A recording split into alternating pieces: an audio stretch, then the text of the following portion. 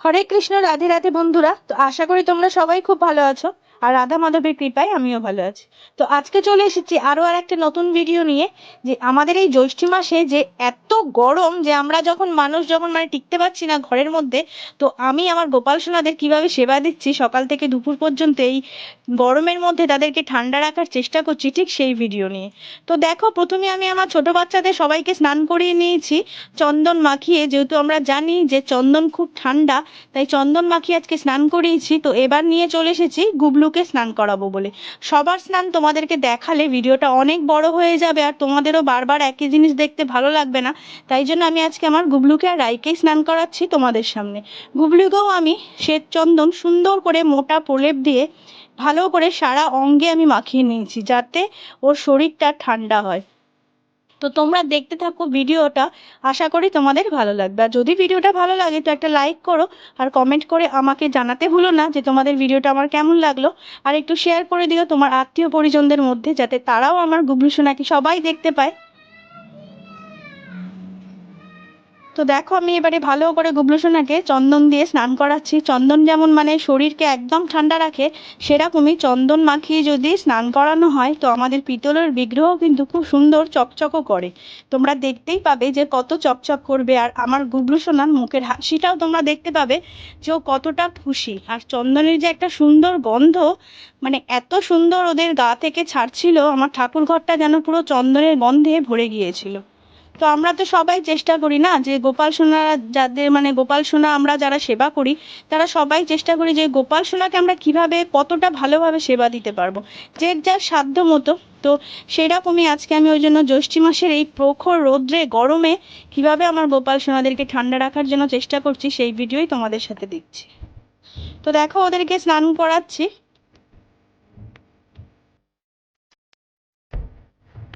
আর একটু বেশি জল দিয়েই আজকে স্নান করিয়েছি, যে এত গরম ওই জন্য।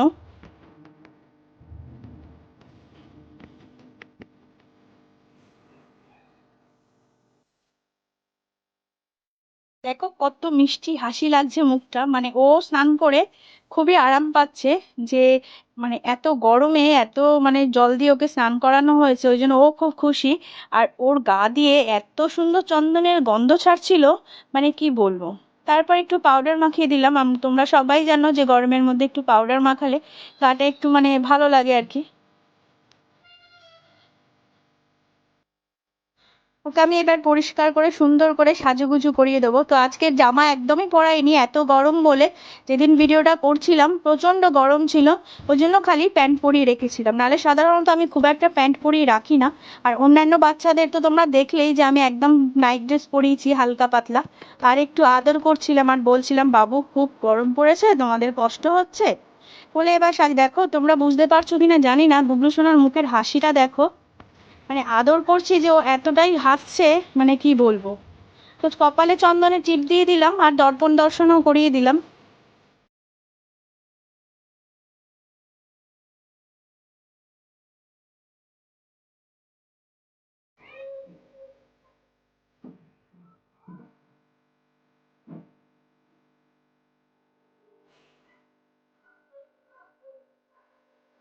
এবার আমার রাইকে নিয়ে চলে এসেছি স্নান করাবো বলে। রাইকেও ঠিক একই ভাবে আমি চন্দনের প্রলেপ দিয়ে তারপরে স্নান করাবো।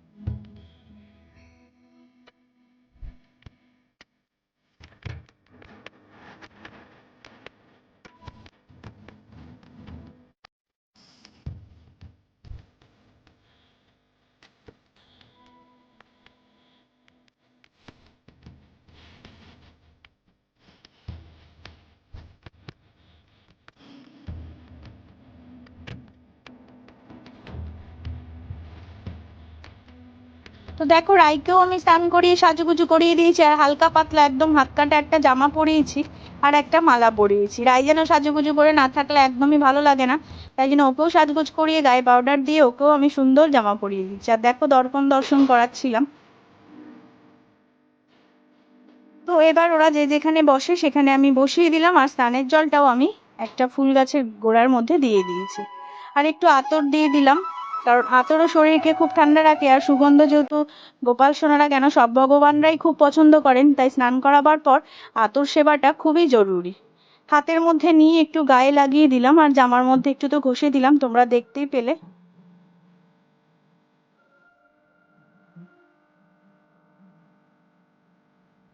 তো গাছের থেকে এই যে ফুল তুলে এনেছি, গাছে এত গরমে গাছের ফুলও কমে গেছে।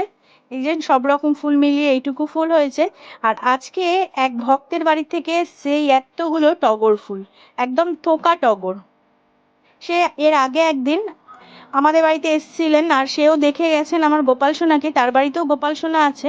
ঠিক তার দুদিন পরেই উনি এতটা তুলসী পাতা আর এতটা ফুল দিয়ে গেছে গোপাল সোনাদের সেবার জন্য। তো সেই ফুল দিয়ে সবকিছু দিয়েই আমি আমার গোপু সোনাদেরকে সাজিয়ে নিচ্ছি, তোমরা দেখতে থাকো।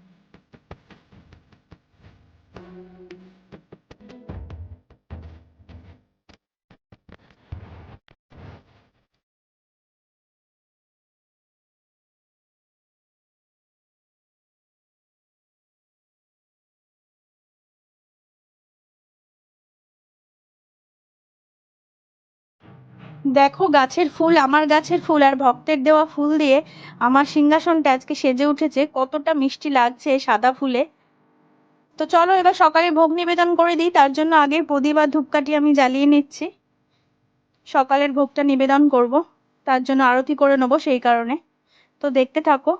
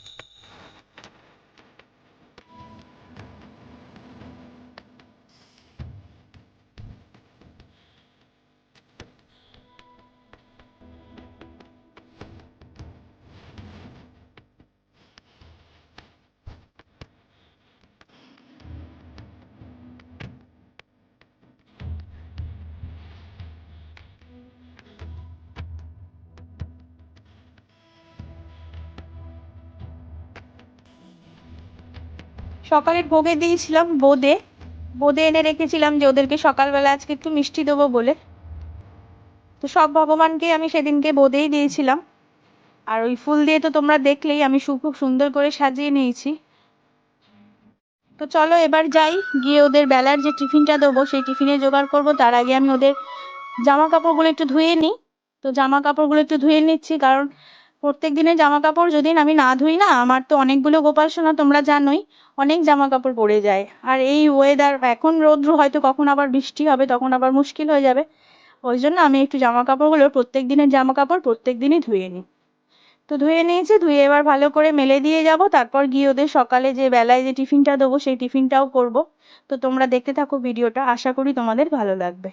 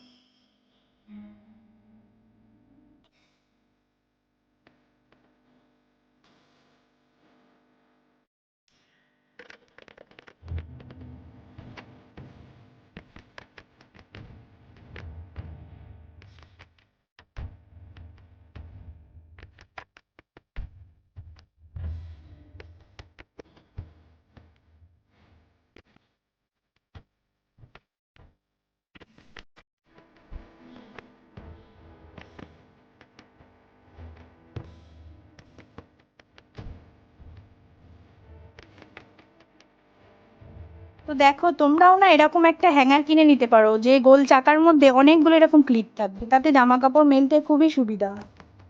তো চলে এসেছি বেলায়, আবার ওই 10:30টার মতন সময় বাজে এখন।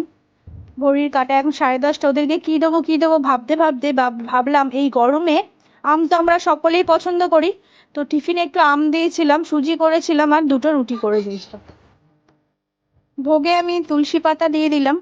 আর যারা আমার ভিডিও দেখো তারা তো জানোই যে আমি ভগবানকে যে যে কোনো ভোগই দিই আর কি গোপাল সোনাদেরকে বেলাতে, একদম সকালে দিই আবার দুপুরে দিই সেরকম না, যখন যেমন হয়। কখনো ছাতু মুড়িও দিই। তো আজকে ভাবলাম যখন আম আছে, আম সুজি আর রুটি দিই, ওই জন্য আম সুজি আর রুটি দিয়েছি। আর জানো তো, মাঝখানে না আমি এই জলের কলসিটাতে মানে ঘটিটাতে জল রাখছিলাম না, কিন্তু দেখলাম এখন আবার সেই গরমটা পড়েছে, ওই জন্য আবার ঘটিতে জল রাখা শুরু করেছি। তো আরতি করে নিচ্ছি, যেন ভোগ নিবেদনের সময় আমি সবসময় ধূপ আর প্রদীপ দিয়ে আরতি করি। তো তোমরা দর্শন করো। ঘন্টাটাও বাজিয়ে দিলাম। তারপরেই আবার আসবো দুপুরবেলা, দুপুরবেলার ভোগে কি কি করি দেখি। আর আমি যখন ভগবানকে মানে ভোগ দিই গোপাল সোনাদের, তোমরা হয়তো বলতে পারো যে দিদি তুমি ভোগ দাও, ভোগ তো তোলা দেখাও না। কারণ ভোগটা ওঠানো হয়, আমার শাশুড়ি মাই ভোগটা উঠিয়ে দেন, তাই জন্য আর আমি ভোগটা তোলা তোমাদের সাথে শেয়ার করতে পারি না। তো দেখো দুপুরবেলা এই গরমে কি রান্না করব ভাবতে ভাবতে অন্ন দিয়েছিলাম, আর আলু সিদ্ধ, আর মুগ ডাল করেছিলাম, ওই পিতার ডাল আর কি, উচ্ছে দিয়ে। আর একটা তরকারি, আলু পটলের তরকারি করে দিয়েছিলাম। আর যারা যারা এই গোপাল সোনাদেরকে বা গোবিন্দকে দুপুরবেলা অন্নভোগ দাও, তারা অবশ্যই পারলে তোমরা পঞ্চপ্রদীপ দিয়ে আরতি করো। দেখো একটা আমি প্রদীপ জ্বালিয়ে নিয়েছি তেলে, তার মধ্যে একটু কর্পূর দিয়ে দিয়েছি, আর ধূপ দিয়ে আরতি করছি, আর পঞ্চপ্রদীপের আরতি করবো। তো তোমরা আরতি দর্শন করো।